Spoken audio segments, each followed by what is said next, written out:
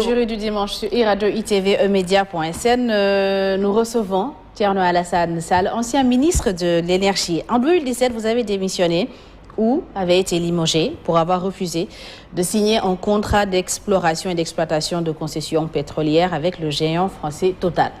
Alors, il y a quelques jours, le géant australien de l'énergie Woodside Group, qui détient 82% du champ pétrolier et gazier de Sangomar, a décidé de reporter la production des premiers barils à la mi-2024. Quelle est votre position par rapport à ce rapport?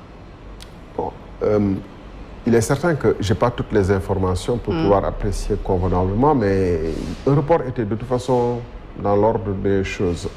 Même si le contexte est très favorable pour le développement des plans de production.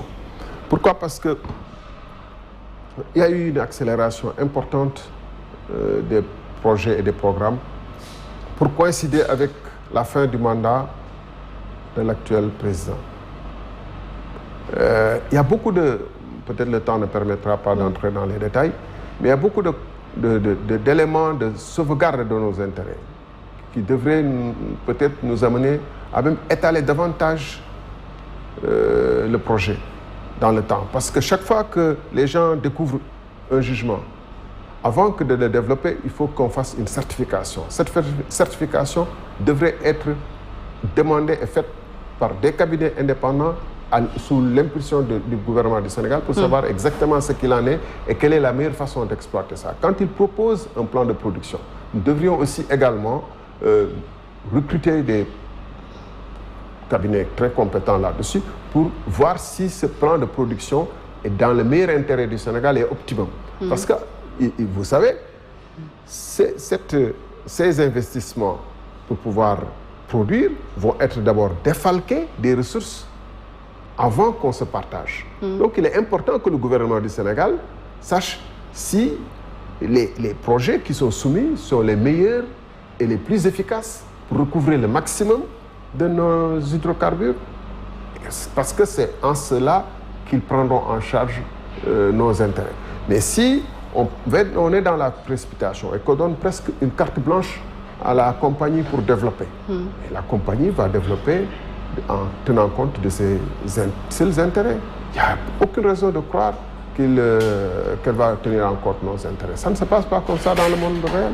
Et quelles pourraient être les conséquences, justement, pour les caisses de l'État, ce report? Déjà, pour ce qui concerne ce champ, le contrat initial a été très très mal négocié en 2004.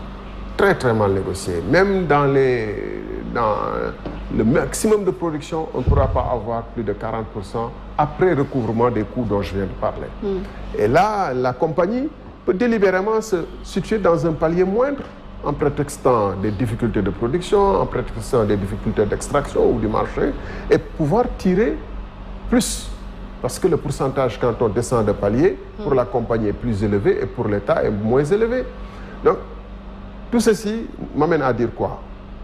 Dans les 3 premières années de production, dans un contexte extrêmement favorable pour vendre du pétrole, parce que le pétrole, selon les estimations du gouvernement, le cours sera à 85,5 $, le dollar à 655. Si vous regardez, ces deux chiffres actuellement sont beaucoup plus bas que ça sur le marché international. Et donc, en prenant des hypothèses extrêmement optimistes, le gouvernement se retrouve à gagner à peu près 251 milliards par année. 251 milliards, Aïssata, c'est 1/6 de ce qu'on paiera pour rembourser la dette chacune de ces années. 1/6. Ça veut dire que on a beau dire que oui, le pétrole arrive, etc., mais on continuera à être, notre machine économique continuera à être alimentée par la dette. C'est quand même horrible. On est déjà...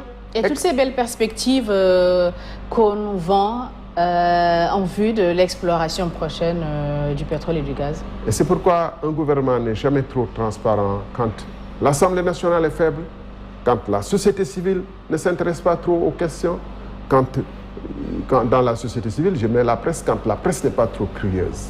Et essayer de comprendre et de disséquer les différentes... Où vous avez vu des enquêtes approfondies sur comment ces contrats sont noués, quelle est la part du Sénégal, au moins essayer de faire parler les spécialistes pour comparer.